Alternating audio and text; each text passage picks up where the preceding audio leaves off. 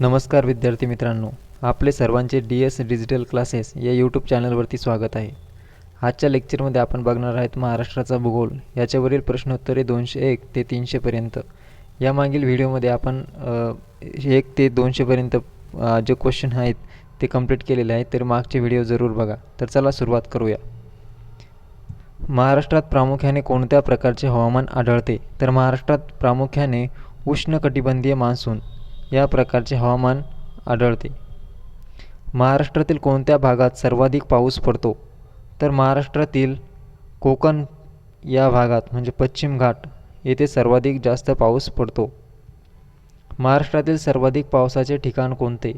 तर महाराष्ट्रातील सर्वाधिक पावसाचे ठिकाण जर म्हटले तर आंबोली, सिंधुदुर्ग हे ठिकाण आहे. आंबोली या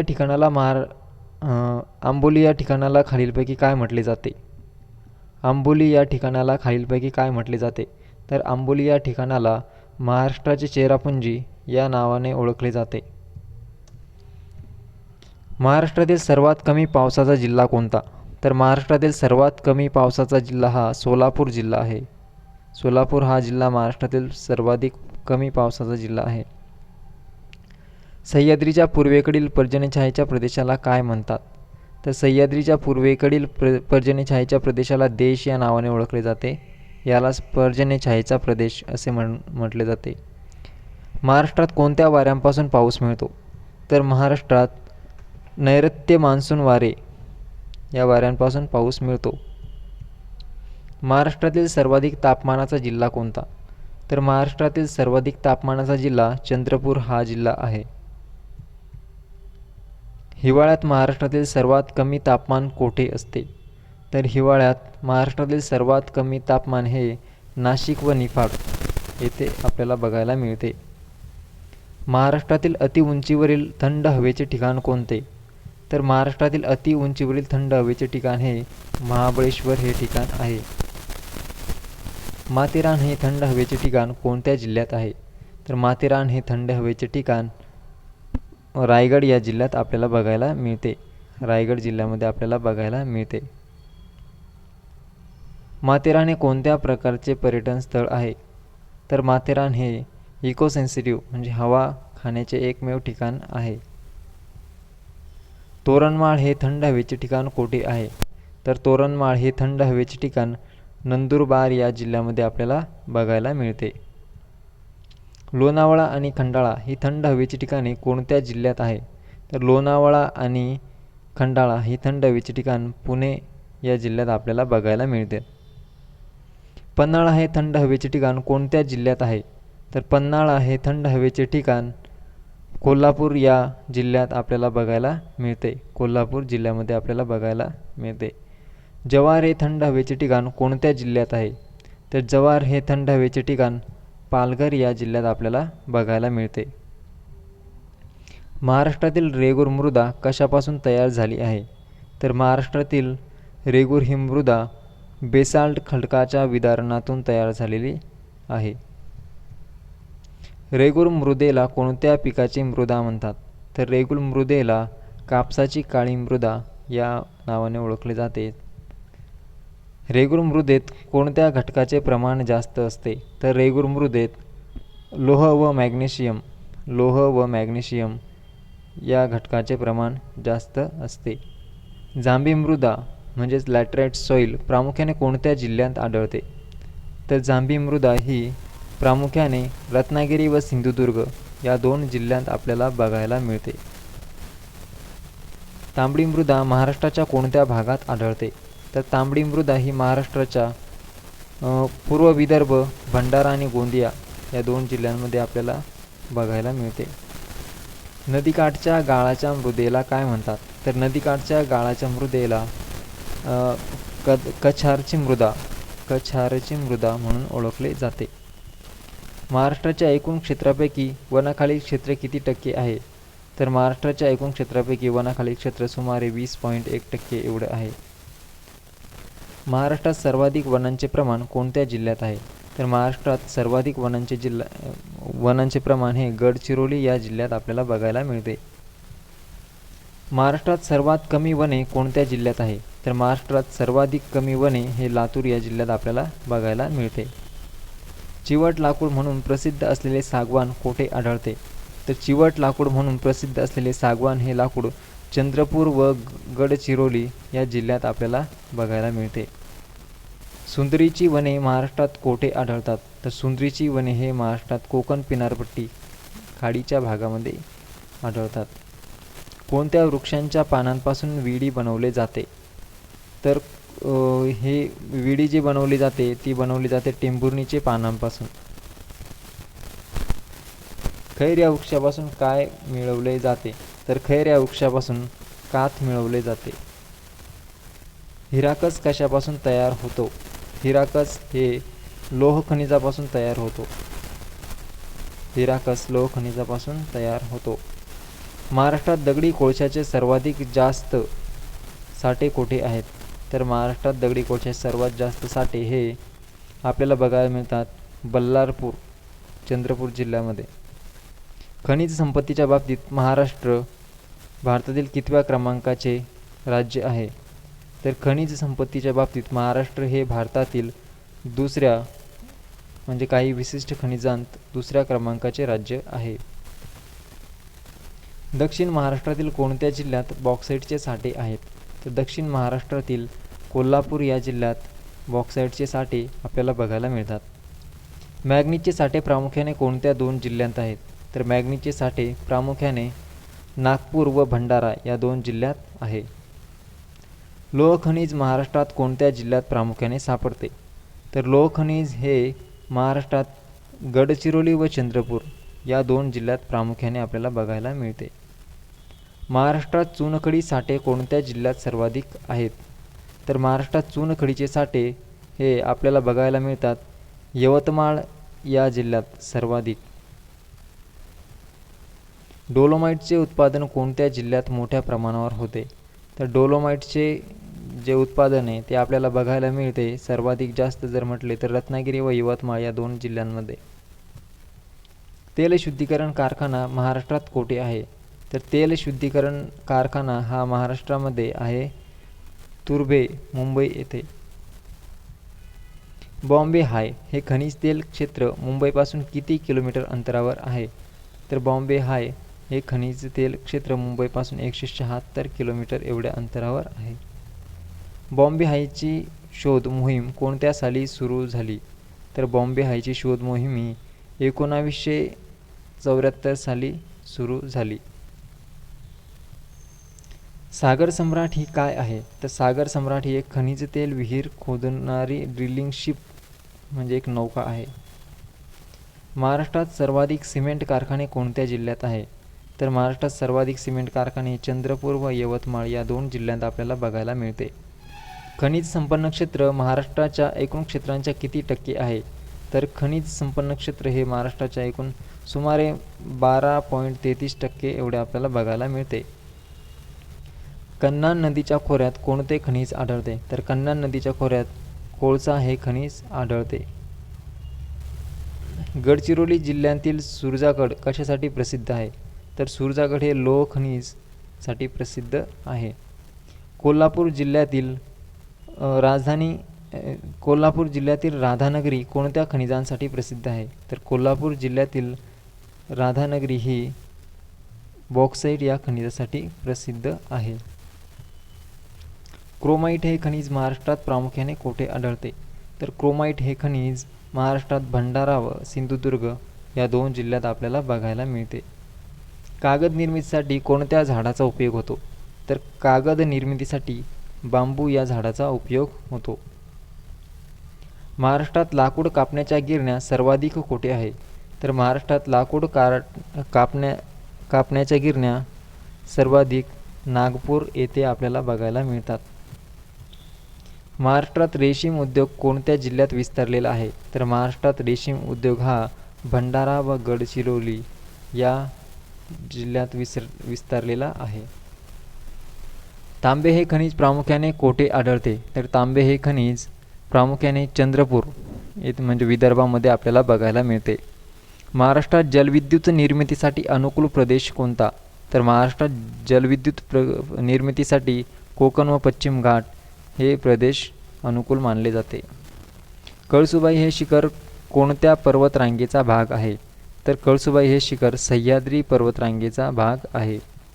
महाराष्ट्राचा राज्य वृक्ष कोणता? तर महाराष्ट्राचा राज्य वृक्ष आहे आंबा. काटेरी वने प्रामुख्याने कोणत्या भागात आढळतात?